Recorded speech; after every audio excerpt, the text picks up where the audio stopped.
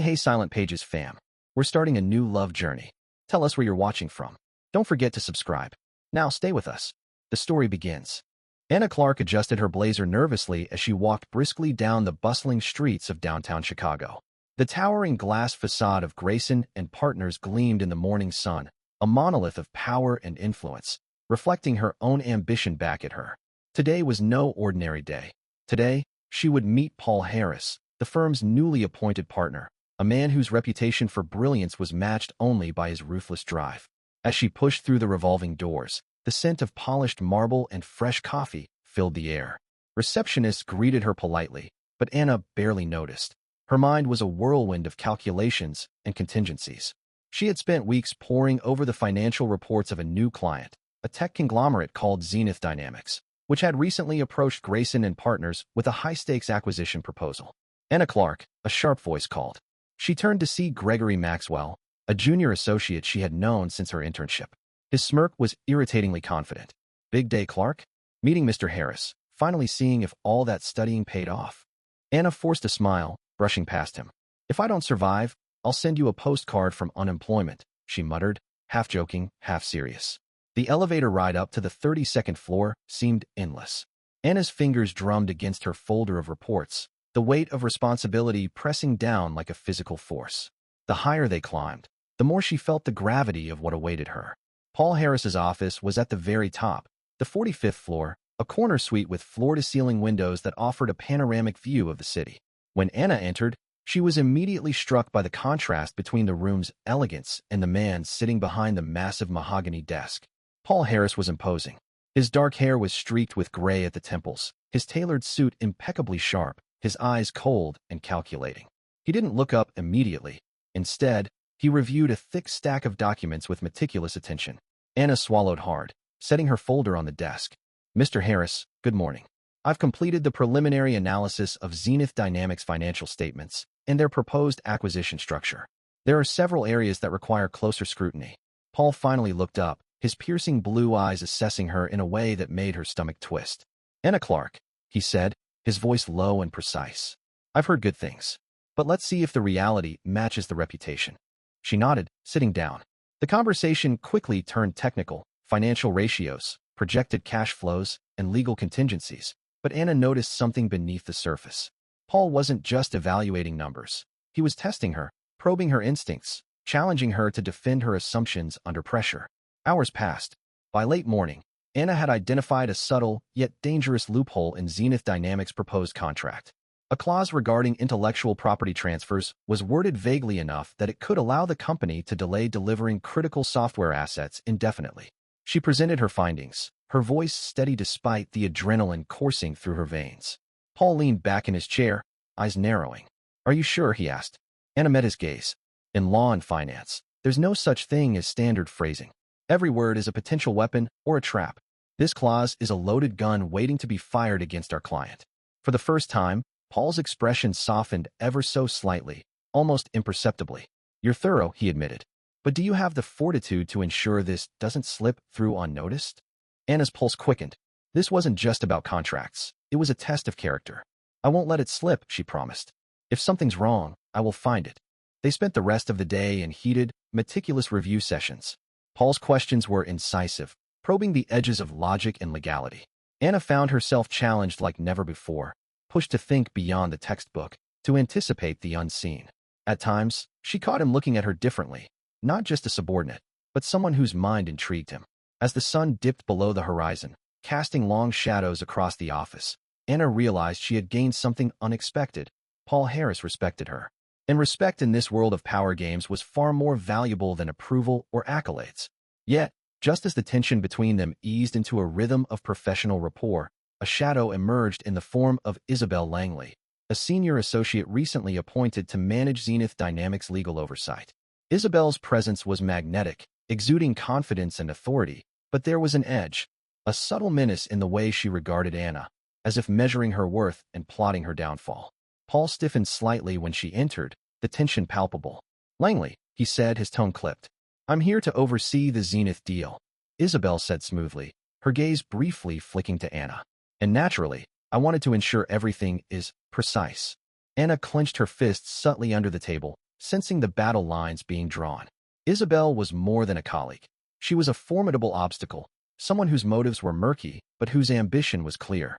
And Anna knew that navigating this office wasn't just about contracts or legality. It was about surviving the games of power, where one misstep could mean ruin. The day ended, but the tension lingered. Anna left the office with a mixture of exhilaration and dread. She had proven herself, but she knew the real test had only begun. Isabel's shadow loomed, and with Paul Harris at the helm, the stakes were higher than she could have imagined. And somewhere deep in her mind, Anna realized this wasn't just a story of contracts and corporate strategy.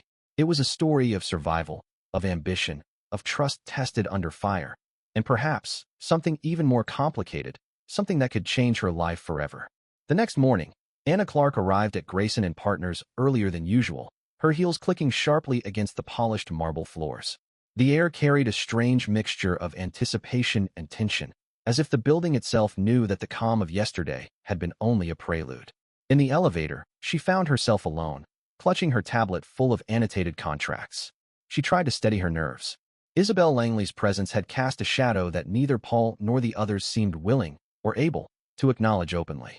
By the time she reached the 32nd floor, the office buzzed with the usual energy, yet whispers clung to the air like smoke. Gregory Maxwell, ever the office cynic, shot her a sardonic grin. Looks like Langley's already planted her flags. Careful, Clark. She's not the kind of storm you walk through without getting wet. Anna's stomach twisted. She'd heard the stories. Isabel Langley had a reputation for dismantling careers before breakfast, leaving no trace of her involvement. But Anna reminded herself of yesterday's victories, the way Paul had looked at her after she pointed out that loophole in Zenith's contract. That look wasn't just acknowledgement, it was respect. And respect in this office was currency no one could counterfeit. When she reached Paul's office, he was already there, hunched over a series of spreadsheets and legal memos. His brow was furrowed, his jaw set like granite. Anna knocked lightly. "Enter," he said without looking up. Anna stepped inside, placing her tablet on the desk. "I've reviewed the IP transfer clause from Zenith's draft further," she began, her voice steady but determined. "There are additional risks in how the deliverables are staged. If not clarified, our client could lose not just revenue, but intellectual control over core software assets for years." Paul finally looked up, his piercing gaze assessing her work like a sculptor examining a raw block of marble. "You're thorough," he said, his voice carrying both approval and challenge.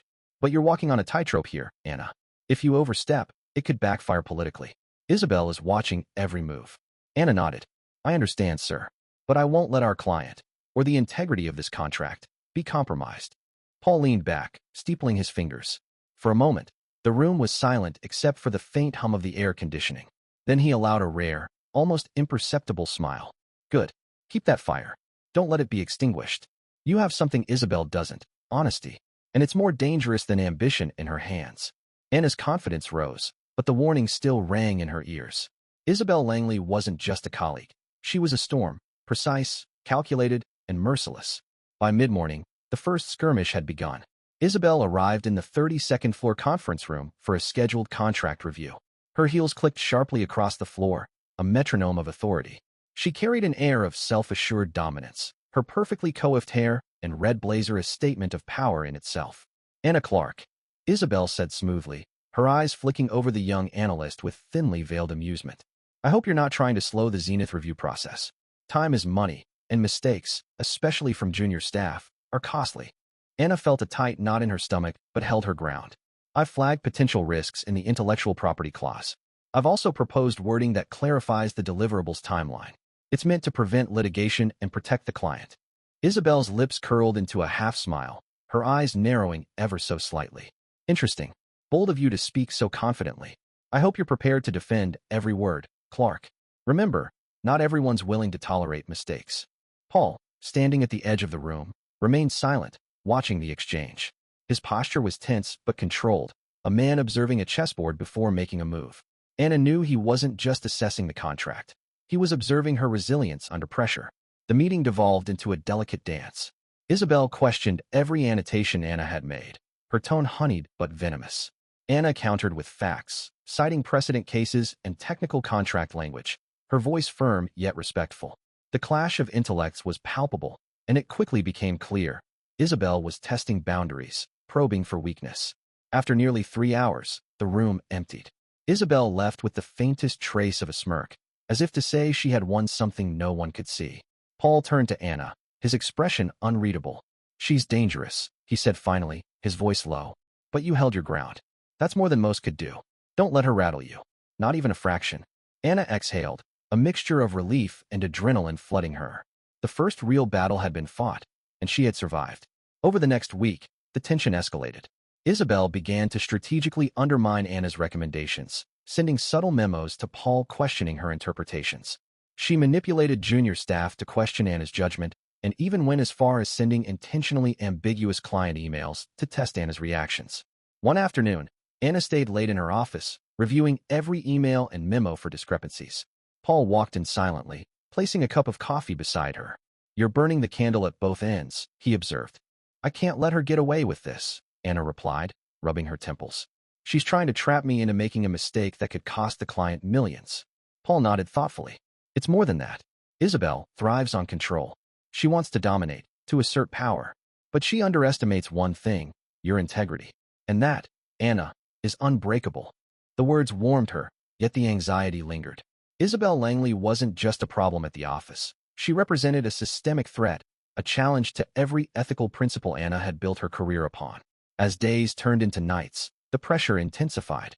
Zenith Dynamics' legal team requested urgent clarifications, and Anna had to balance precise contract revisions with the growing psychological warfare from Isabel. Emails arrived with subtle threats. Meetings were scheduled with the intention of ambushing her points, and rumors began circulating in the office. Quiet whispers about her competence, her motives, and her loyalty. Through it all, Paul remained a constant, quietly supportive, yet challenging her to rise above. "You're not just revising contracts," he said one evening as they pored over clauses in the boardroom. "You're setting a precedent, and history will judge your decisions. Don't falter." Anna met his gaze, feeling a strange mixture of reassurance and an unexpected, unfamiliar pull in her chest. Paul Harris wasn't just a superior. He was a mirror reflecting the best and the worst of her ambition, a man whose expectations forced her to confront both her strengths and vulnerabilities. And yet, despite the high-stakes professional arena, a subtle tension began to build between them. Unspoken glances, the faint softening of Paul's authoritative tone when speaking directly to her, the way he lingered slightly longer than necessary over her points. The professional boundaries blurred imperceptibly, leaving a complicated undercurrent swirling beneath the legal documents and corporate strategy. Meanwhile, Isabel's tactics grew more overt. She began circulating confidential drafts to the board, hinting at errors Anna might have overlooked, and subtly casting doubt on her ability to lead the review. Anna realized that surviving Isabel's storm would require not just legal skill, but strategy, patience, and perhaps a willingness to fight on multiple fronts: professional, political, and emotional. By the end of the second week, the Zenith contract review reached a tipping point. Anna had identified a critical clause that, if unaddressed, could lead to catastrophic delays in product delivery, giving Zenith an upper hand in negotiations. She prepared a detailed report and scheduled a meeting with Paul, fully aware that Isabel would attempt to intercept or undermine her presentation. The day of the meeting, the conference room was tense. Isabel arrived early, as expected, but Anna was ready. She presented her findings with precision, clarity, and undeniable logic, tracing potential legal ramifications and financial consequences step by step. Paul listened intently, his expression unreadable, until finally he leaned back, letting out a low whistle. "This is meticulous," he said. "Flawless." And yet, his gaze shifted toward Isabel, who watched with a mixture of irritation and grudging respect. "You've just outmaneuvered her at every turn." Isabel's mask of composure faltered for the briefest instant. Anna caught it, a flicker of triumph mixing with the exhaustion settling into her bones. Paul leaned toward her, voice low. "Anna, you just proved two things. 1, your intellect is formidable. 2, your integrity is unshakable. That combination is rare." Anna felt a flush rise to her cheeks. The validation was profound, yet complicated. Paul's praise was professional, yet the underlying current, the subtle closeness, the shared intensity of their battle, made her pulse quicken. By the time she left the office that night, the city skyline gleaming through the glass, Anna understood one undeniable truth. Surviving Isabel Langley would require every ounce of her skill, resilience, and courage. But winning Paul's full respect, and perhaps something more, would demand an entirely different kind of strength. Outside, the streets of Chicago hummed with life. oblivious to the high-stakes battle unfolding on the 32nd floor. Anna walked with purpose, the weight of responsibility pressing down, but also a strange spark of determination lighting the way. She had survived part 1 of the storm. Part 2, the true test, was just beginning. The week began with an uneasy calm. Anna Clark's confidence had grown from the Zenith contract success, but Isabel Langley was not one to retreat gracefully. Every glance, every whisper in the office now carried a weight that made the air feel thicker, denser, suffocating.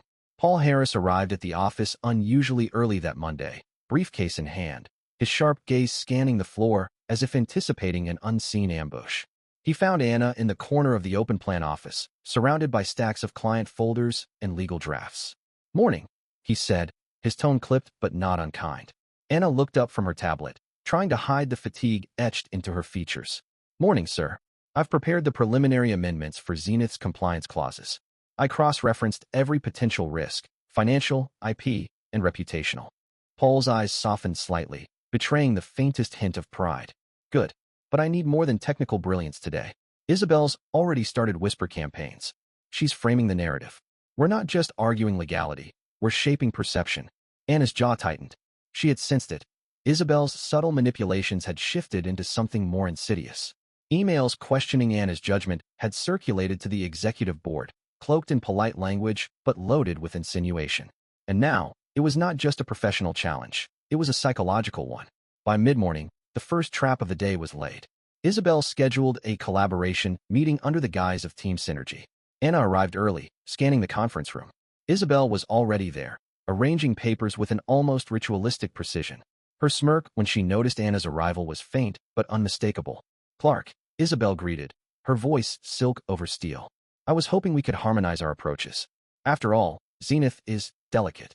Anna sat, maintaining her composure. "I agree.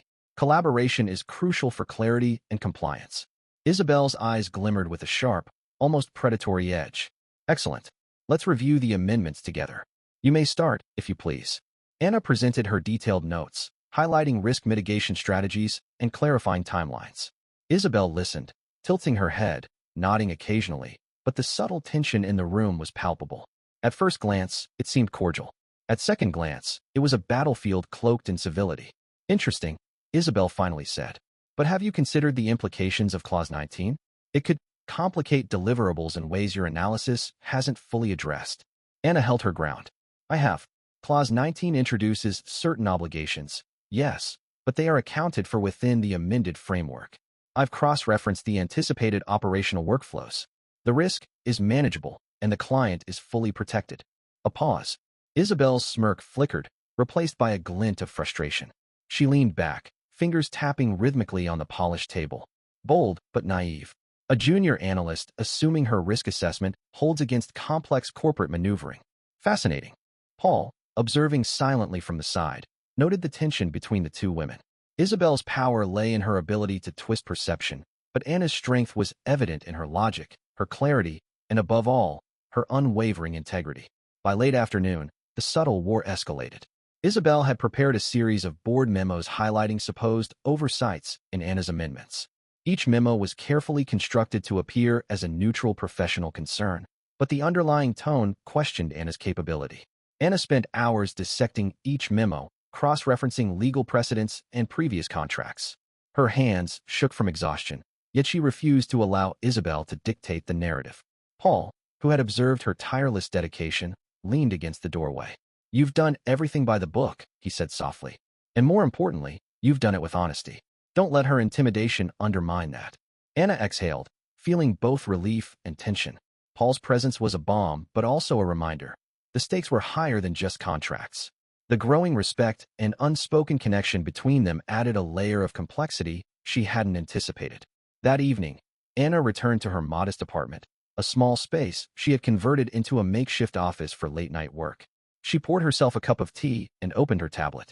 The city lights outside the window flickered like distant stars, indifferent to the battles waged in glass towers. Her phone buzzed, a text from Paul. "Review Clause 27. It's critical. Call me if you need guidance." P. Anna's chest tightened. Guidance. Not command. Support. Not judgment. A subtle difference, yet one that made her pulse quicken. Hours later, when sleep finally approached, she was interrupted by another message. Don't forget to eat. You're more formidable on a full stomach. P. She laughed softly despite the fatigue. There was a humanity in Paul that few in the office ever glimpsed. And yet, there was something unspoken, an intensity, a focus, a quiet weight in his gaze whenever their paths crossed. The following morning, the storm broke. Isabel orchestrated a high-stakes client presentation with Zenith's senior executives, deliberately placing Anna in a position to present the amendments live. Anna had anticipated this, but the added pressure of Isabel's veiled challenges amplified her anxiety. The conference room was expansive, floor-to-ceiling glass offering a panoramic view of Chicago's skyline.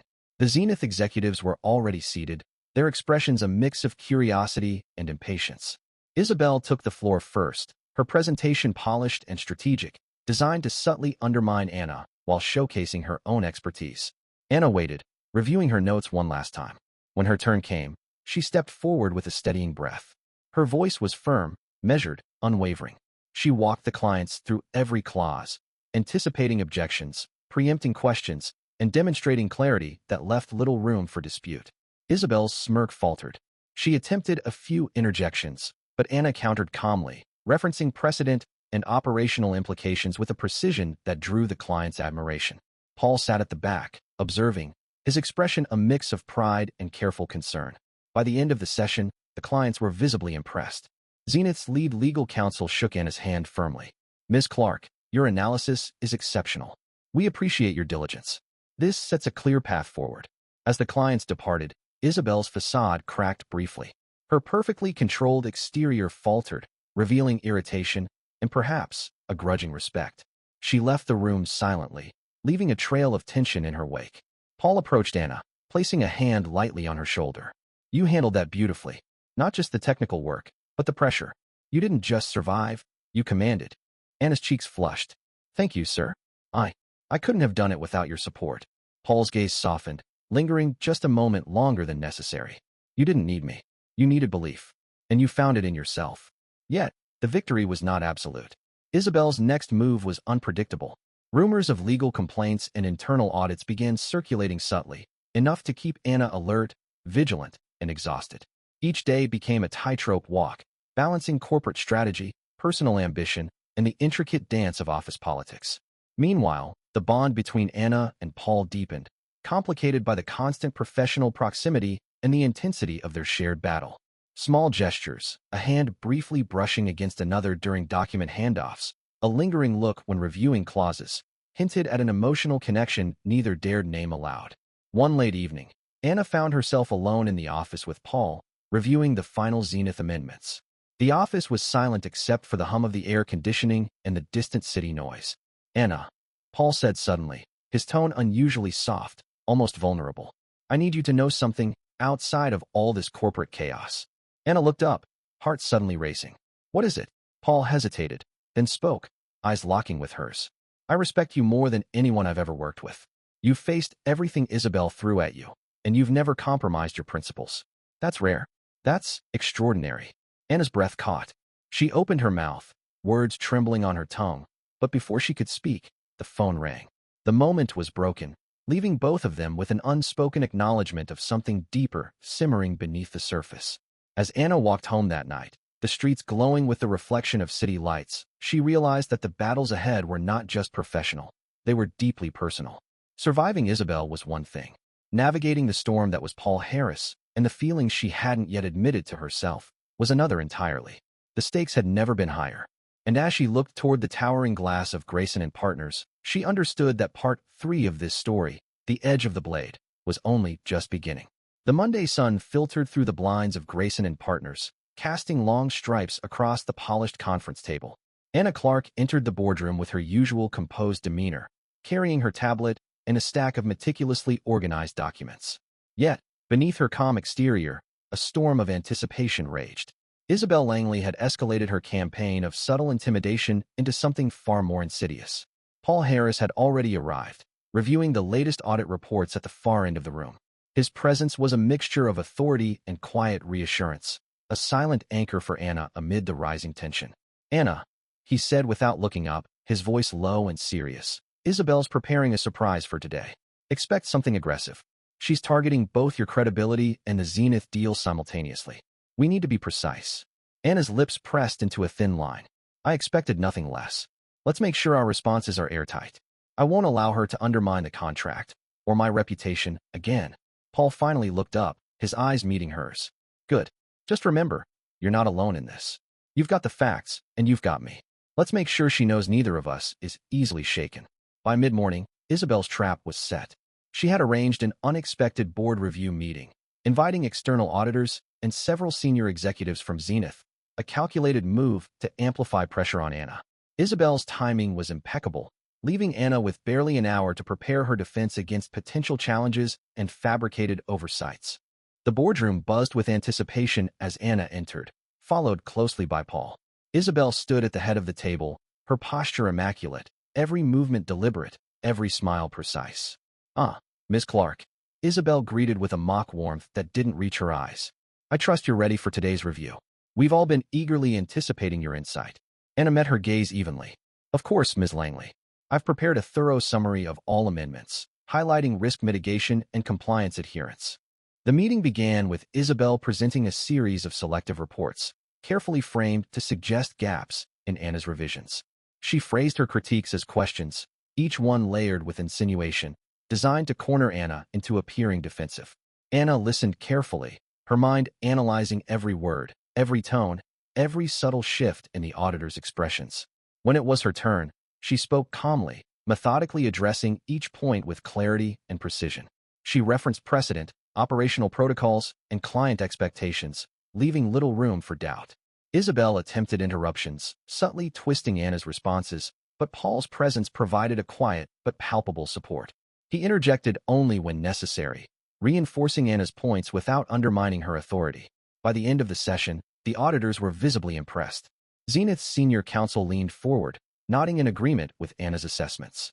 Ms. Clark, your work is exceptional. Your foresight in addressing potential risks is impressive and reassuring. Isabel's composed mask faltered briefly, a flicker of frustration betraying her inner turmoil. She excused herself shortly after, leaving behind a trail of tension and whispered speculation. After the meeting, Paul and Anna walked down the corridor together, their steps synchronized in silent solidarity. You handled that brilliantly, Paul said quietly, his voice carrying a mix of pride and relief. Isabel underestimated you. She assumed intimidation would work, but you didn't just defend yourself. You dominated the room. Anna exhaled, a small smile breaking through her fatigue. Thank you, but this isn't over. She's persistent, and I know she's planning her next move. Paul's expression darkened slightly. Let her try? We'll be ready. And Anna, he hesitated, then continued, softer this time. Don't let her make you doubt yourself. You've earned every ounce of respect here. Not just mine, but the clients, the auditors, the boards. You're irreplaceable. Her chest warmed at his words, but Anna quickly masked it with a professional nod. The line between gratitude, relief, and something far more complicated was blurry, but she could not afford distractions. The following day brought an unexpected challenge. An anonymous email circulated among the senior management team, highlighting supposed irregularities in Anna's contract revisions, alleging conflicts of interest and procedural lapses. The message was meticulously crafted, designed to appear legitimate while casting doubt on Anna's integrity. Anna read the email in her small office, the glow of the city skyline reflecting off the windows.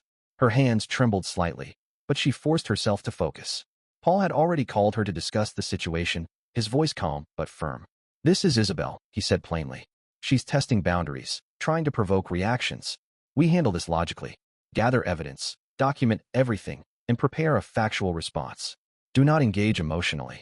Anna nodded, her mind already racing. She compiled logs, cross-referenced amendments, and prepared a detailed memo defending her revisions. Every potential counterargument was anticipated, every misrepresentation countered with precision. Late that evening, Paul arrived at her office, bringing coffee and an extra set of eyes for the final review. Let's go through this together, he said, his tone a mix of reassurance and focus. As they worked side by side, their proximity created an unspoken tension. Fingers occasionally brushed over documents. Their shoulders nearly touched while reviewing pages. Small smiles flickered in acknowledgement of mutual respect and shared struggle. Anna, Paul said suddenly, breaking the silence, you're remarkable, not just as a lawyer, but as a person. You carry yourself with integrity even when every system is trying to break you. I've never seen anyone like you. Her heart skipped, caught between professionalism and something far more personal. Thank you, Paul. That means a lot. He hesitated, then added softly. I hope you know I'm not just talking about work. Anna's breath caught. The words hung in the air, heavy with possibility and unspoken desire. Before she could respond, a message alert on her tablet drew her attention, a boardroom notification. Isabel had called an emergency strategy session for tomorrow. The next morning, Anna arrived early, the city air crisp and unforgiving. Paul had insisted on accompanying her, a silent show of solidarity. Together, they approached the glass tower of Grayson and Partners, aware that Isabel's next move could redefine the balance of power. The session was intense. Isabel presented selective data points, attempting to discredit Anna's amendments subtly while highlighting minor procedural oversights from previous projects. Yet, Anna's preparation was impeccable. Every argument was countered, every insinuation met with documented evidence and precise legal reasoning. By mid-afternoon, the board had reached a consensus. Anna's amendments were unanimously accepted, her authority solidified. Isabel left the room abruptly, leaving a faint trail of tension behind her, a promise of future challenges. As the office emptied, Paul and Anna remained behind, reviewing the day's outcomes. Paul placed a hand on her shoulder, his touch firm and grounding. You were extraordinary today, not just for the contract, but for standing your ground against manipulation. Isabel's games end where truth begins, and today, truth won. Anna exhaled, relief washing over her. Thank you, Paul, for everything.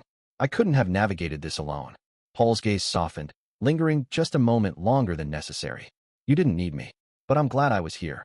The shared silence between them was heavy with meaning, words unnecessary.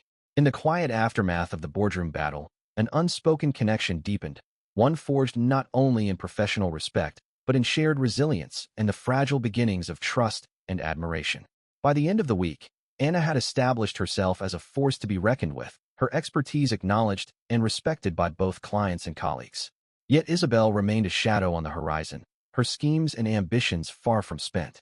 Every step Anna took toward stability was met with a subtle, calculated challenge from her adversary.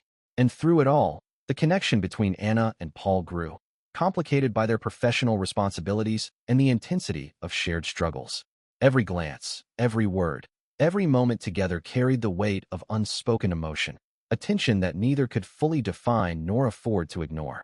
As Anna walked home that Friday evening, the city lights reflecting her thoughts in fractured shards, she understood one undeniable truth. The battles ahead were as much personal as they were professional. Isabel was only the beginning, and Paul Harris, was no longer just a colleague. He was a presence that unsettled her, challenged her, and, in ways she hadn't yet admitted, captivated her entirely. The edge of the blade had shifted, and Anna knew she had to remain vigilant, not just against Isabel's cunning, but against her own heart. The following Monday, the air in Grayson and Partners was thick with tension. Even the usually animated chatter of the office felt muted, as if the building itself held its breath. Anna Clark had arrived early, her steps echoing softly on the polished marble floors. She carried a leather briefcase packed with revised contracts, internal audit reports, and a carefully annotated summary of all the potential weak points Isabel Langley could exploit. Paul Harris met her at the elevator, already reviewing his tablet. His brow was furrowed, a shadow of worry crossing his features. We've received word Isabel has retained an external consultant, someone who specializes in corporate sabotage investigations. She's planning to challenge the legitimacy of the Zenith amendments during today's executive review. Anna paused, gripping the edge of the elevator handrail for balance. A consultant? Isabel's escalating quickly. She's no longer just playing with perception. She's trying to manufacture a scandal. Paul's expression hardened. Exactly. That's why we need to anticipate every move. She wants to provoke mistakes, to make you look unprepared or careless. But we won't give her the opportunity. The elevator doors opened onto the 50th floor, where the executive suite awaited. Anna's heart pounded, not just from the impending confrontation, but from the unrelenting adrenaline that had been her constant companion since Isabel's schemes began. Inside the boardroom, Isabel was already there, flanked by her newly hired consultant, a sharp-eyed man named Richard Kane. His presence was subtle yet authoritative, and he carried a tablet loaded with data that could be twisted to imply negligence on Anna's part. Good morning, everyone, Isabel began, her voice honeyed but laced with steel. I've called this session to ensure all contract revisions, particularly those affecting Zenith, adhere to the highest standards of compliance. With me today is Mr. Kane, who will provide an independent assessment of our processes. Anna took a deep breath, flipping open her tablet.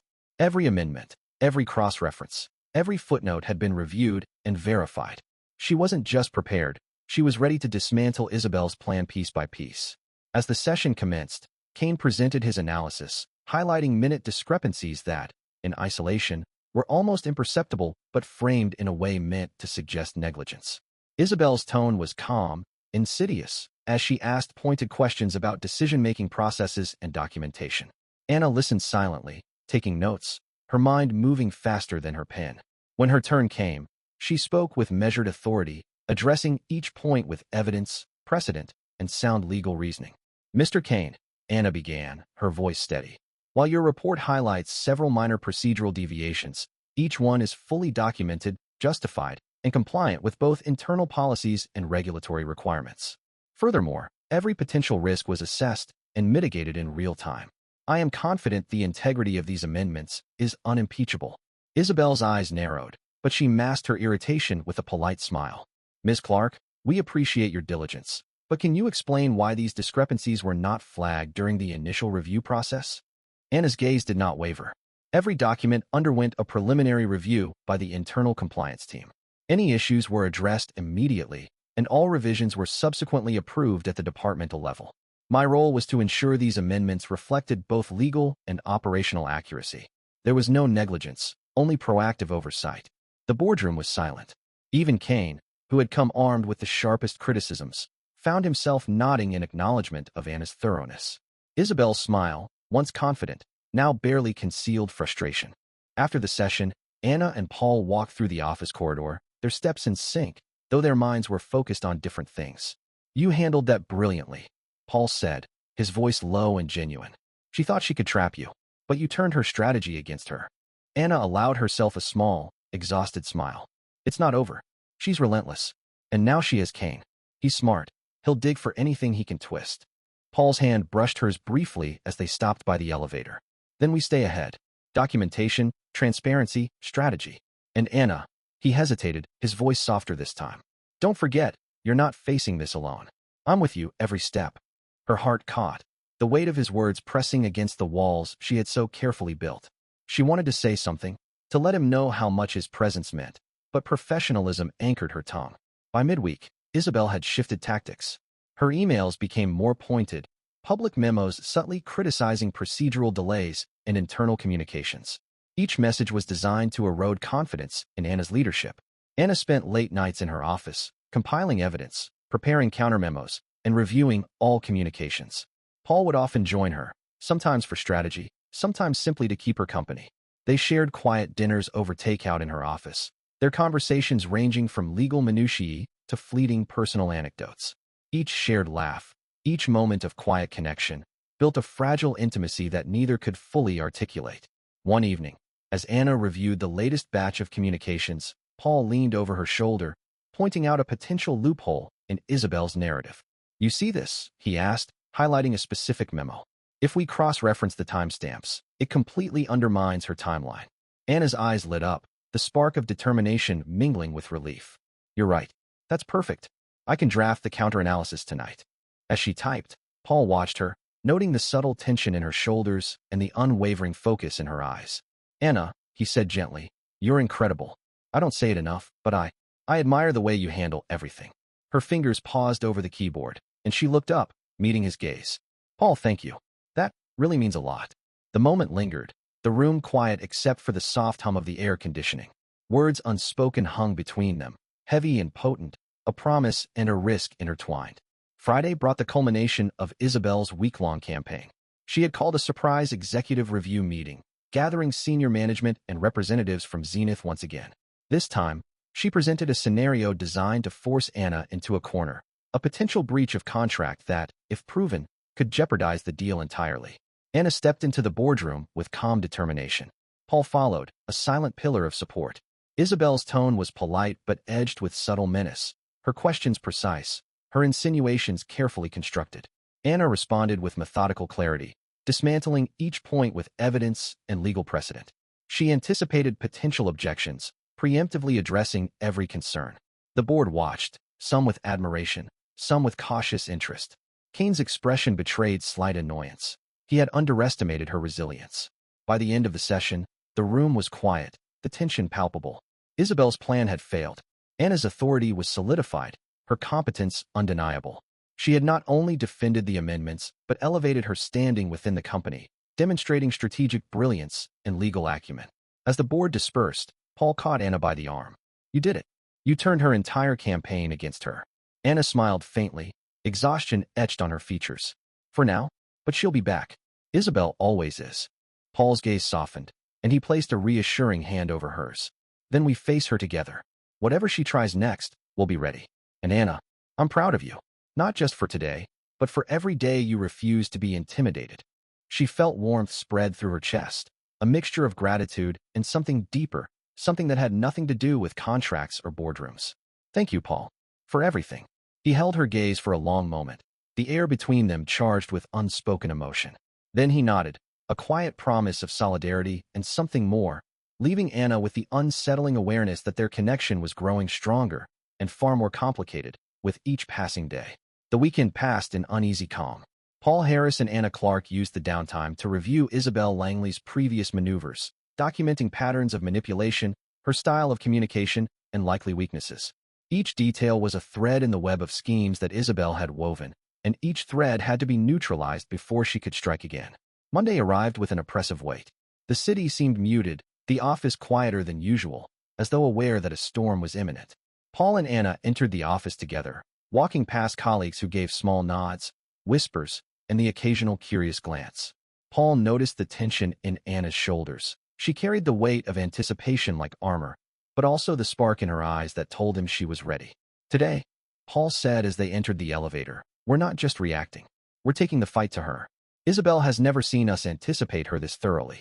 Anna nodded, her hands gripping her briefcase tightly. "I hope she's prepared for a wall she can't knock down." By mid-morning, the first email arrived. Isabel had circulated a memo questioning the accuracy of certain compliance procedures in the Zenith contract, framing them as omissions that could be exploited. Her words were precise, professional, yet laden with insinuation. The message landed like a challenge. She dared Anna to respond publicly. Anna reviewed the memo with Paul at her side. "This is a trap," she muttered, scanning the highlighted sections. "She wants me to overreact or make a misstep, anything to give the board a reason to question my judgment."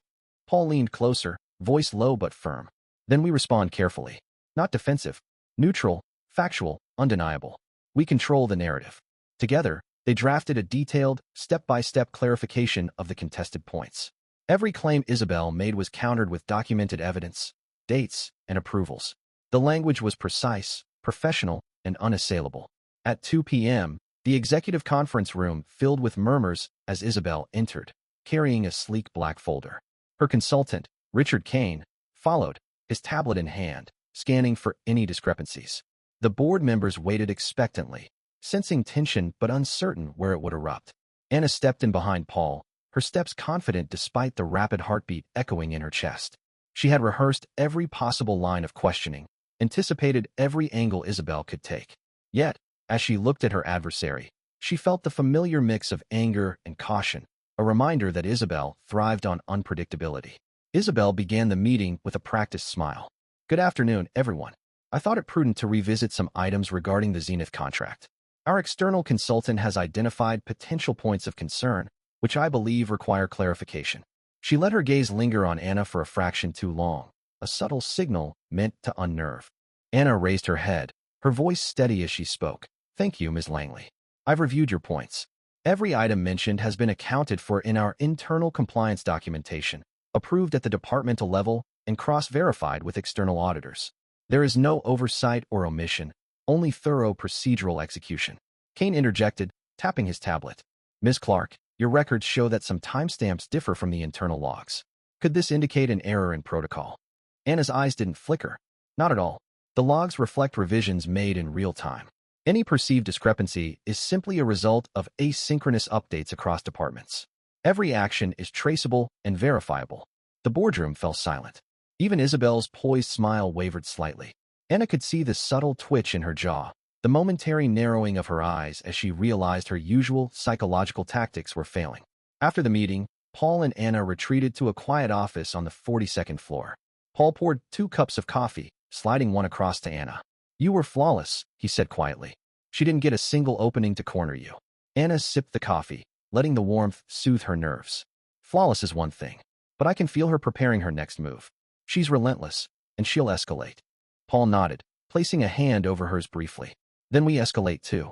Not emotionally, professionally, strategically, and we stay ahead. Her lips curved slightly, appreciating both his calm and his support. I don't know how I would survive this without you. You won't have to, he replied softly. I'm not going anywhere. By Tuesday, Isabel had indeed escalated. Rumors began circulating that Anna was considering resignation due to stress from mismanagement. Anonymous emails and subtle gossip attempted to cast doubt on her stability and competence. The whispers, though baseless, were designed to plant seeds of uncertainty in the minds of the board. Anna refused to engage emotionally. She focused on evidence, drafting memos that countered every insinuation with verifiable facts, timestamps, and corroborating signatures. Paul reviewed each document meticulously, offering suggestions, spotting potential traps, and ensuring that no loophole could be exploited. Late that night, the office was nearly empty. Anna and Paul sat together, reviewing the latest batch of memos. Silence stretched between them, punctuated only by the hum of fluorescent lights and the quiet clacking of keyboards. Paul finally spoke, his voice low, almost hesitant. Anna, do you ever wonder why she targets you so personally? Anna paused, staring at the screen. It's not personal. It's strategic. But yes, sometimes I can't help but feel she's trying to prove something. To herself, maybe even to me. That she can intimidate, dominate, control. Paul's gaze softened. And does it scare you? Anna shook her head. No. It motivates me. But I won't lie, it's exhausting. Every day, I have to be twice as precise, twice as careful, twice as strong. He reached across the table, brushing a strand of hair from her face. And you're more than twice as strong as anyone gives you credit for. Anna, I hope you know that. Her breath hitched, heart thumping. She looked away, focusing on the screen, unwilling to give voice to the flutter in her chest. Wednesday morning brought another confrontation. Isabel had scheduled a meeting with Paul directly, bypassing Anna entirely. Her intent was clear: undermine Anna's authority by influencing the CEO, planting doubt about her capabilities. Paul, however, had anticipated this. He met her in the executive lounge, documents in hand, ready to counter every argument. Ms. Langley, Paul began, his tone professional but firm. I've reviewed your concerns regarding Anna Clark's oversight of the Zenith contract. Every point you raised has been addressed, documented, and verified. Any implication otherwise is unfounded and unprofessional. Isabel's smile faltered slightly. Mr. Harris, you may want to reconsider. The board might not see things the same way if these issues escalate further. Paul's eyes darkened, his voice dropping just a fraction. The board has full access to our documentation, Isabel, and the board knows the truth. If you attempt to manipulate them with falsehoods, it will be your credibility at risk, not Anna's. Her confidence wavered, but she recovered, her tone smooth yet brittle. We shall see, Mr. Harris. We shall see. Meanwhile, Anna had uncovered a potential weakness in Isabel's external consultant network. Kane had been paid based on the success of undermining her, meaning every step he took to validate Isabel's claims was motivated by financial gain, not objective truth. Anna presented her findings to Paul, outlining a strategy to expose Kane's bias without appearing vindictive or aggressive. If we show the board that Kane's analysis is financially motivated, it not only discredits Isabel's claims, but also reinforces our own credibility, Anna explained. Paul nodded approvingly. Perfect. Let's prepare the documentation. Once we present this, Isabel's influence will diminish significantly. And Anna, you'll finally get the recognition you deserve. Her lips twitched, a mixture of relief and cautious optimism. Recognition is nice, but I'm here to make sure the truth stands. Everything else is secondary. Paul's gaze lingered on her, admiration and something unspoken simmering beneath the surface. Then we make sure the truth wins, together. Thursday morning dawned gray and oppressive, a perfect reflection of the storm brewing inside Halden Corporation. The boardroom buzzed with the faint hum of air conditioning and whispers of anticipation. Anna Clark and Paul Harris arrived early, armed with meticulously organized documentation, timelines, email logs, timestamps, and records of Isabel Langley's consultant Kane's financial incentives. Each sheet was a brick in the fortress they were building to dismantle Isabel's campaign. Anna adjusted her tailored suit, shoulders squared, as she entered the conference room. Paul followed closely, a quiet but firm presence by her side. Isabel was already there, Exuding her usual blend of charm and menace, her consultant Kane perched like a hawk beside her. The tension was palpable. Every board member in the room could sense it. The unspoken war about to unfold. Paul began, his tone deliberate, calm, and commanding. Before we discuss any further claims regarding the Zenith contract, I'd like to present a comprehensive review of Ms. Clark's oversight and the external influence behind these allegations. Isabel's smile faltered almost imperceptibly. She had expected Anna to be reactive, maybe defensive, maybe flustered under pressure. Instead, the room saw confidence, clarity, and control. Anna began, her voice steady and precise, narrating a chronological timeline of events. Every allegation presented against me regarding the Zenith contract has been documented and verified. Here, she said, sliding a folder across the table, is a record of all procedural approvals, internal audits, and correspondence. Nothing has been omitted, and every action is fully compliant with corporate regulations. She paused, letting the weight of her words settle, then turned to Kane. Furthermore, your analysis, Mr. Kane, appears to be influenced by financial incentives tied directly to undermining my professional credibility. The room went silent. Kane's face tightened imperceptibly, but he attempted a composed response. I am an objective consultant. My findings are independent. Paul leaned forward, his voice cold and precise. Independent? Let's review the financial structure you agreed upon. A percentage of Isabel Langley's successful allegations against Ms. Clark. That's not independence. That's a conflict of interest. He clicked the remote in his hand, and a projection illuminated the screen behind him. Email threads, contracts, and payment schedules linking Kane directly to Isabel's agenda. Gasps rippled across the boardroom. Isabel's expression hardened, her carefully constructed mask cracking just enough to reveal a flicker of panic. Anna pressed on, her tone unwavering. The evidence clearly shows that the so-called concerns regarding my work were orchestrated to manipulate both internal decision-makers and external perception. Any perceived errors were non-existent, and any discrepancies were fabricated or amplified for the sole purpose of undermining credibility.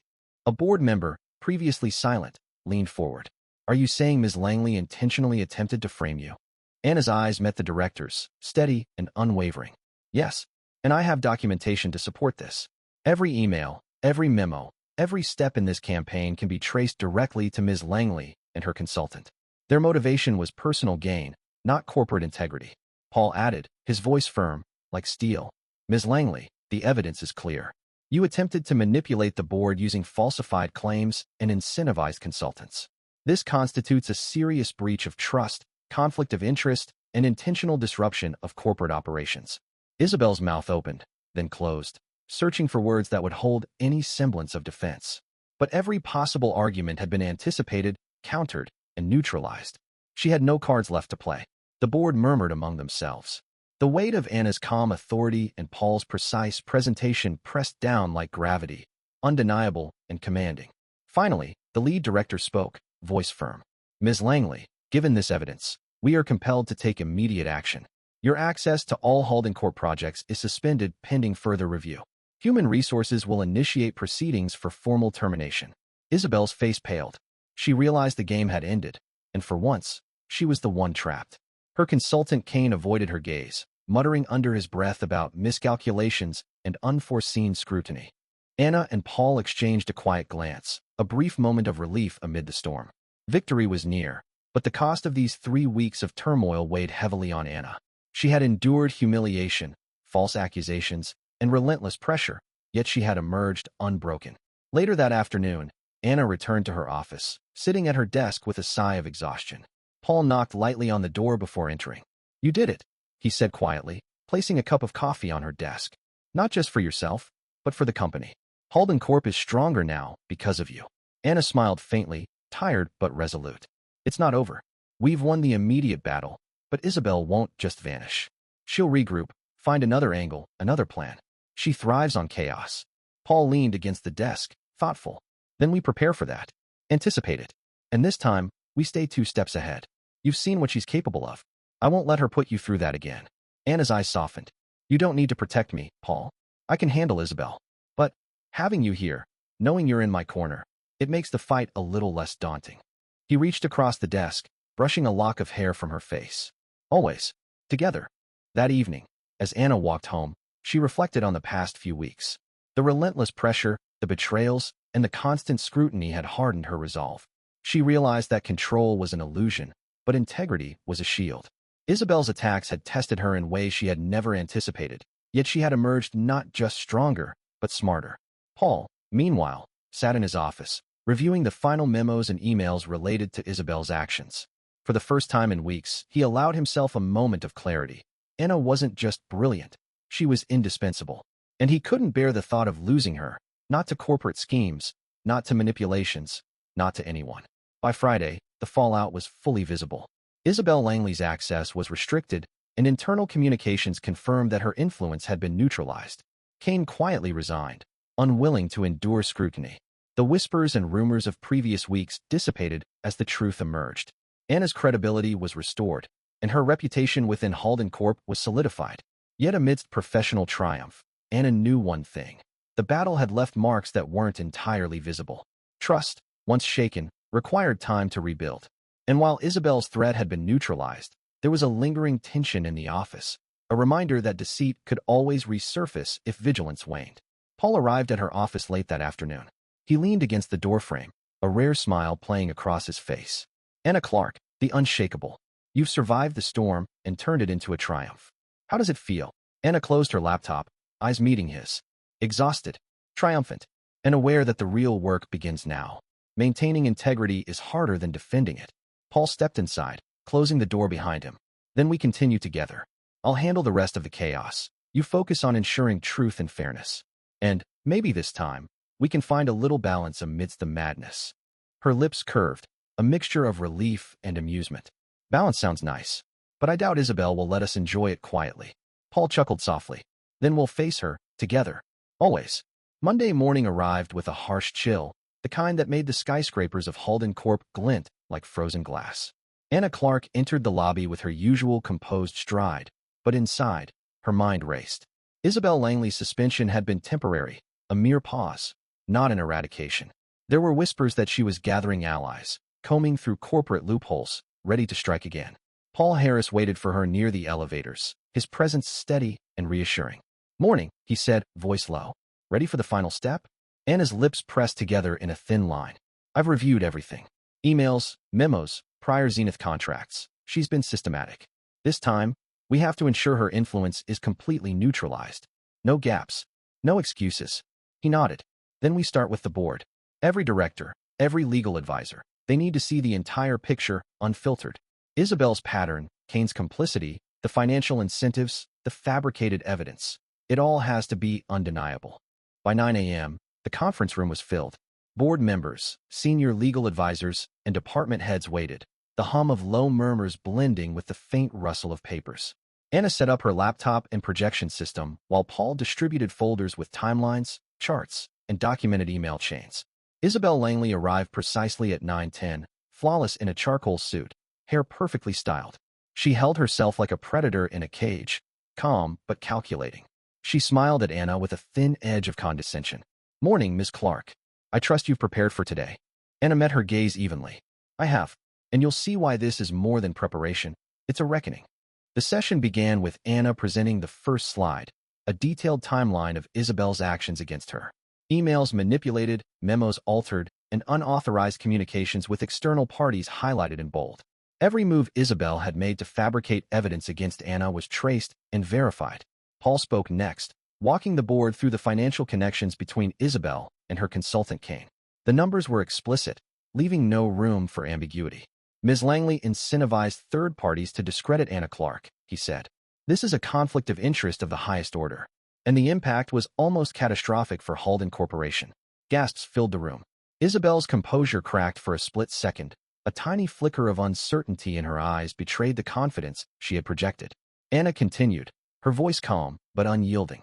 The leak of confidential Zenith documents was orchestrated to frame me, manipulate the board, and create chaos within the company. The evidence is clear and verifiable. This is not speculation, it is fact.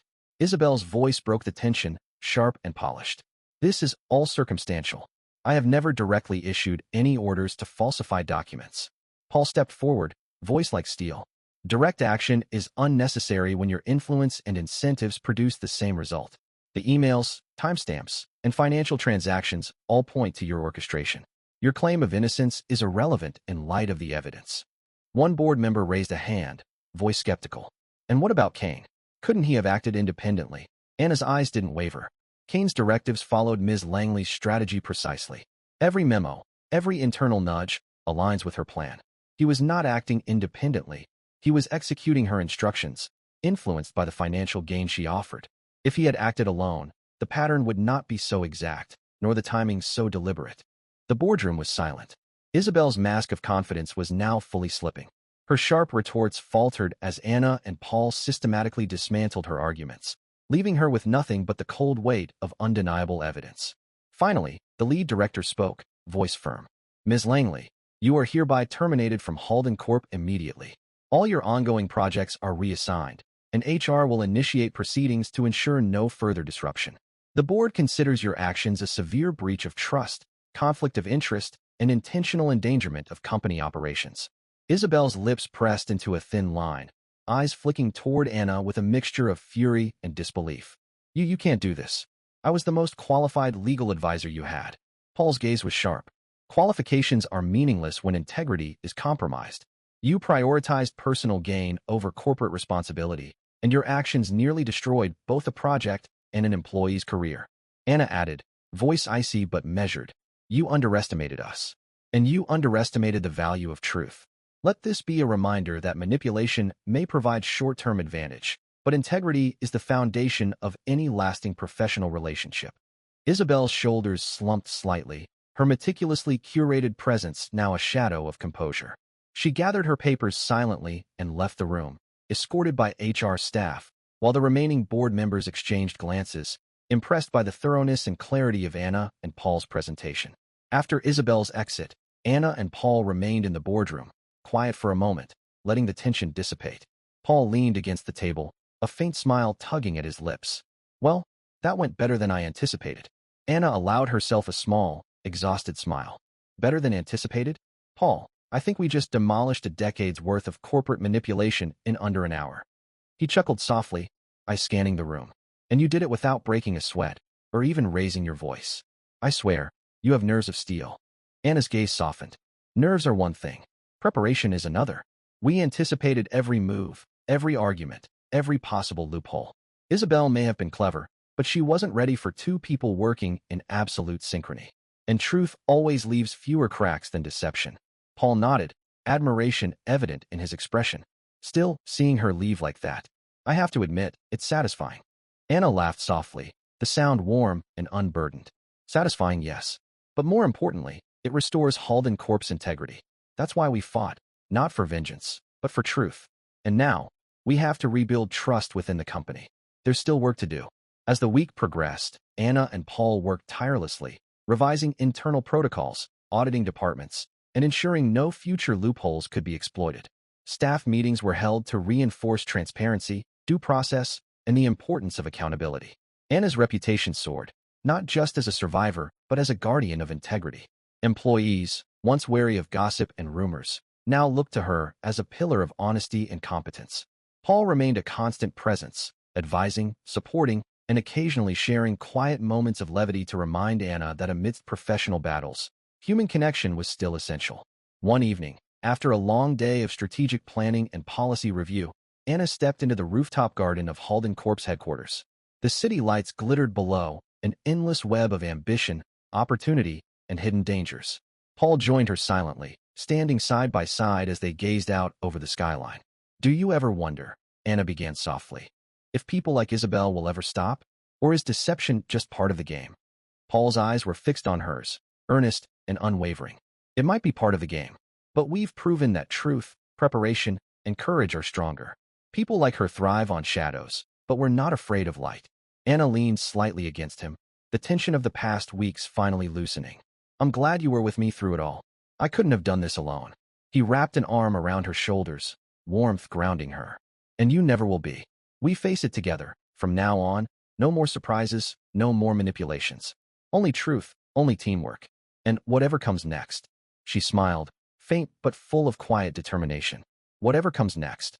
The weeks following Isabel Langley's dismissal had a quiet intensity. Halden Corp hummed with a newfound energy, a mixture of relief, curiosity, and cautious optimism. Employees whispered in hallways and elevators, trading glances at Anna Clark as she moved through the floors. Gone was the timid, careful intern of months past. In her place was a woman who had not only survived the storm, but had turned it into a beacon of clarity and integrity. Paul Harris walked beside her down the polished marble hall, carrying a stack of revised policy drafts. "You know," he began, "I think some of the board members are still trying to process the fact that you outmaneuvered Isabel Langley." He smirked, lightly tapping her shoulder. And with zero theatrics. Just pure intellect. Anna allowed herself a small smile, her mind already scanning the next steps. "It's not about outmaneuvering her, Paul. It's about setting the standard for the company. If we let even one loophole go unchecked, we risk another disaster. I want Halden Corp to be untouchable, not just in profits, but in ethics." Paul raised an eyebrow. "Untouchable? That's ambitious." "Ethics first," Anna replied firmly. "Profits second. The company can survive financial losses. It can't survive a loss of trust." She glanced toward the elevators. "And I won't allow anyone, ever again, to manipulate a system I've sworn to protect." The first floor buzzed with activity as Anna and Paul entered the main boardroom. The directors were already seated, flipping through documents and charts. A hush fell over the room as she approached the head of the table. "Good morning," Anna said, voice clear and authoritative. "I've spent the last several days auditing all internal communication, legal procedures, and contract processes. What I'm about to present is a full overview of potential vulnerabilities, along with actionable recommendations to prevent any future internal sabotage." The projection screen lit up, displaying a meticulous diagram of past incidents, gaps now closed, and an extensive checklist for accountability. Paul assisted, stepping forward at intervals to provide clarification, data analysis, and support. Board members exchanged nods, impressed by the depth and precision of the review. For Anna, this was more than a professional triumph. It was personal validation. She had been wrongly accused, publicly humiliated, and yet here she was, standing in front of the same people who once doubted her, presenting a solution that no one could contest. A senior director cleared her throat. "Ms. Clark, your analysis is thorough. But can we be confident that no hidden vulnerabilities remain? How do we ensure that no one, no matter how influential, can manipulate internal systems again?" Anna's gaze was steady. "We implement checks and balances. Every document, every contract, every external communication will require dual verification. Key financial transactions and legal correspondences will be logged, timestamped, and reviewed independently. Any deviation triggers immediate alerts. Transparency and accountability will be mandatory, not optional. And I will personally oversee compliance for the next 6 months, ensuring standards are met." Paul leaned close as she concluded. "Basically, we're creating a fortress around truth." The room was silent for a moment before applause broke out. Not the polite, obligatory kind, but genuine, appreciative acknowledgement of Anna's diligence. The board members began asking pointed questions, but each one was met with precise answers, factual evidence, and thoughtful reasoning. By the end of the session, it was clear Halden Corp had shifted, fundamentally, toward a culture where integrity was paramount. Later that evening, Anna sat at her desk on the 42nd floor, a mug of tea in hand.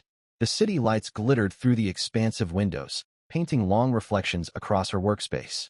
Paul entered quietly, carrying a single envelope. "I thought you might like a little reminder of the work you've done," he said, placing it beside her laptop. Anna opened it to find a handwritten note from one of the junior associates she had mentored. "Ms. Clark, I watched how you handled the Langley situation. I've never seen someone face such deception and still remain composed, honest, and unwavering. Thank you for showing us what it means to be courageous and principled." JM. Anna felt a warmth spread through her chest. She had endured betrayal, humiliation, and isolation, but this acknowledgement, this recognition of her integrity, was worth everything. Paul leaned against the desk, watching her reaction. "You've inspired more people than you realize. Not just the board or employees. People like JM, they're the future of this company and of law itself." Anna nodded, her eyes softening. "It's strange," she admitted quietly. "All those weeks I felt like I'd lost everything. My job, my reputation, even the belief that people would see the truth. And yet, I've gained something far more important. The respect of those who truly matter." Paul smiled. "And you've gained something else, too," he said, a faint teasing note in his tone. "Someone who'll never stop believing in you." Anna looked up, meeting his gaze. For a moment, the fatigue and stress of the past months melted away, replaced by a calm, steady connection. "Paul, later," he interrupted softly, a knowing smile tugging at his lips. Later, when we can actually celebrate without worrying about rogue emails or corporate sabotage. For now, let's just appreciate that you survived the storm, and you've turned the tide. She laughed, a genuine, unburdened sound. Survived the storm, indeed, and perhaps learned a few new strategies along the way. Over the next few weeks, Halden Corp underwent a quiet renaissance. Policies were updated, procedures audited, and employees were encouraged to report issues without fear of reprisal. Anna became a mentor, guiding not just legal teams, but new hires across departments, instilling a culture where honesty and diligence were as valued as profit margins. Meanwhile, Paul and Anna grew closer. Their partnership had begun as a professional alliance, forged in the fires of corporate warfare, but now it had evolved into something deeper: trust, camaraderie, and unspoken understanding. One evening, after a particularly long day reviewing contracts, Paul found Anna in the rooftop garden again. She was watching the city, the lights shimmering across her thoughtful expression. "You're quiet tonight," he said softly. Anna shook her head. "Just reflecting on how far we've come. Isabel Langley tried to break me, but in the end, I feel stronger than ever. Not just for myself, but for everyone around me." Paul stepped closer, hands in his pockets. "And you're not alone in that. I've seen firsthand what you're capable of. You didn't just survive. You rebuilt. And you did it with grace, intelligence, and integrity." Anna turned to face him, eyes searching. "Paul, after all this, can we finally admit that we've earned some measure of happiness? Outside the boardrooms, the contracts, the battles?" He smiled, a rare, unguarded expression. "I think we have. And I think it's about time we actually let ourselves enjoy it." The city sprawled below them, alive with possibility. And for the first time in months, Anna felt a sense of calm, a recognition that even after the fiercest storms, truth, perseverance, and trust could rebuild what was lost, and perhaps even create something better than before. The morning sun broke over the city skyline like a promise, gilding the glass towers of Halden Corp in a warm amber glow. Anna Clark stood at her apartment window, cup of coffee in hand, letting the quiet of the early hours seep into her bones. Today was not just any day. It was the day the company would officially unveil the comprehensive internal reform she had spent months crafting. And, on a personal level, it was the first day she allowed herself to consider the possibility of happiness beyond work. Paul Harris arrived shortly after, his presence a steady anchor to her thoughts. He was carrying a folder labeled Final Presentation, Compliance and Integrity Initiative, the culmination of weeks of collaboration.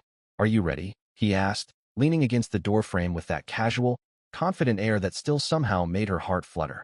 Anna nodded, her mind reviewing every detail: the audited contracts, the legal safeguards, the new procedures for reporting misconduct. "More than ready," she replied. "Everything has to be airtight. No gaps, no excuses, no Langleys hiding in the shadows." Paul chuckled. "You really love these dramatic comparisons, don't you?" Anna smirked, finishing the last sip of coffee. "You get used to them when you've survived real drama." By the time they arrived at Halden Corp, the lobby was already buzzing with activity. Reporters, employees, and board members mingled, a mix of excitement and curiosity on every face. The city's press had caught wind of the reforms, and speculation about Anna Clark's role as the driving force had spread quickly. Paul stayed at her side, offering reassurance with quiet gestures and nods, while she reviewed her notes one last time. Nolan Halden appeared moments later, impeccably dressed, exuding the familiar combination of authority and restrained charm. His gaze immediately found Anna's, and she felt that same flutter she had months ago, the mixture of respect, irritation, and undeniable tension that had defined their relationship since the day she walked onto the 42nd floor. He approached with a calm smile. "Morning, Anna." "Big day. You could say that," she replied, her tone professional, though warmth lingered just under the surface. "Break a leg," Nolan said quietly, placing a reassuring hand on her shoulder before stepping back to greet the board members and media. His trust in her, unspoken yet unwavering, gave her a quiet strength she hadn't realized she was missing. The presentation began promptly. Anna stood at the podium, confident and composed. Behind her, a large screen displayed a detailed visual representation of Halden Corp's new compliance framework. Every aspect, from contract reviews to employee protections, was meticulously illustrated. "Ladies and gentlemen," she began, voice clear and authoritative, "today we take a decisive step forward. Halden Corp is no longer a company that simply reacts to crises. We are a company that prevents them. Every contract will be scrutinized. Every communication will be monitored for integrity. Every employee will have access to due process, transparency, and fairness. The room listened in rapt attention as she walked them through the reforms. Paul interjected at strategic points, offering data insights and procedural details. Questions were raised, and Anna responded with precision, never faltering, never doubting herself. For her, this was more than professional duty. It was redemption, vindication, and the tangible result of her perseverance. A senior director finally spoke, voice tinged with awe. "Ms. Clark, I must commend you. Not only have you addressed the vulnerabilities that almost destroyed our company, but you've elevated the standards by which we operate. Halden Corp is stronger because of your vision." Anna allowed herself a brief, satisfied smile. "Thank you. But this is just the beginning. Integrity is not a one-time achievement. It's a commitment we must uphold every day." The applause that followed was genuine and heartfelt. For the first time in months, Anna felt the weight of injustice lift slightly, replaced by a renewed sense of purpose. Later that afternoon, as the conference room emptied, Nolan approached Anna. His expression was softer than usual, a mixture of pride and something more intimate, something unspoken that neither time nor circumstance could erase. "You did it," he said simply. "We did it," Anna corrected, meeting his gaze. "And now the work truly begins." Nolan nodded, though his eyes betrayed the truth. He had watched her rise from humiliation to authority, and his admiration, and something deeper, had grown beyond restraint. He reached into his pocket and pulled out a small, leather-bound envelope. "I've been meaning to give you this," he said. Anna took it, opening the envelope to find a handwritten note. "Anna, what you've done is more than professional excellence. You've taught me the meaning of integrity, courage, and truth. I can't imagine a Halden Corp without you, and I can't imagine my life without your presence." Nolan. Her heart quickened, but she said nothing, unsure how to respond to words that carried more weight than any corporate accolade. "I mean it," Nolan added, voice low and earnest. "I owe you more than an apology. I owe you my trust, my respect, and if you'll let me, more than that." Anna looked at him, measuring the sincerity in his eyes. She saw the man who had faltered, who had trusted the wrong person, who had learned through mistakes, and who now stood willing to make amends, not just professionally, but personally. The following weeks marked a new chapter for both Anna and Halden Corporation. The company flourished under the newly implemented procedures, with employees more engaged, transparent, and empowered than ever. Anna, as senior legal counsel, became both a guardian and a mentor, guiding teams through ethical challenges and setting a standard for accountability. Her personal life, too, shifted. Nolan remained by her side, a partner in the truest sense. They navigated boardroom challenges, press scrutiny, and high-stakes negotiations together, their bond growing stronger with every shared victory and every obstacle overcome.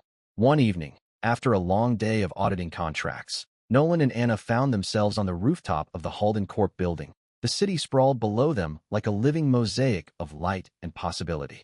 "You know," Anna said softly, leaning against the railing, "I never imagined surviving all of this would feel like freedom."